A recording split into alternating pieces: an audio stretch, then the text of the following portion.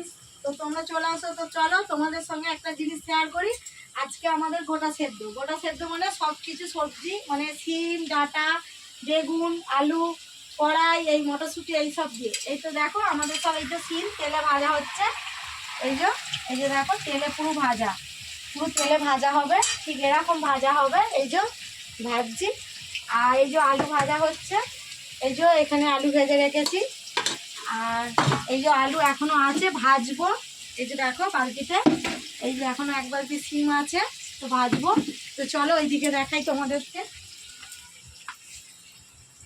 এই যে দেখো ডাঁটা, এই যে ডাঁটা, এটা হচ্ছে পালং ডাঁটা, আর এটা হচ্ছে বেগুন, আর এটা হচ্ছে পুঁই ডাঁটা একটু দিতে হয়, যেন একটা করে দেবো, বেশি দিলে টক হয়ে যাবে।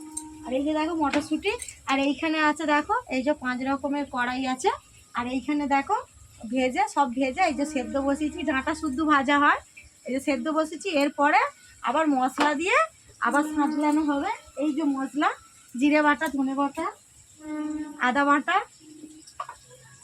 লঙ্কা বাটা।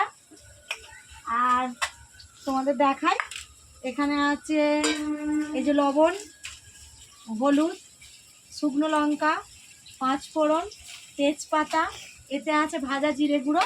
তো এইগুলো সব লাগবে। তো এটা সেদ্ধ হওয়ার পরে লাগবে। তো তোমাদের কার কার গোটা সেদ্ধ খেতে ভালো লাগে, কাদের নেই বা কাদের আছে, সব কমেন্টে জানাবে।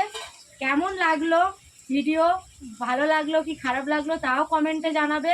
আর বেশি বেশি করে শেয়ার করবে, কমেন্ট করবে, লাইক করবে। ভালো থেকো, সুস্থ থেকো। আর যাদের নেই সবাই আমার বাড়ি চলে এসো, সবাই গোটা সেদ্ধ খাবে। টাটা, ভালো থেকো।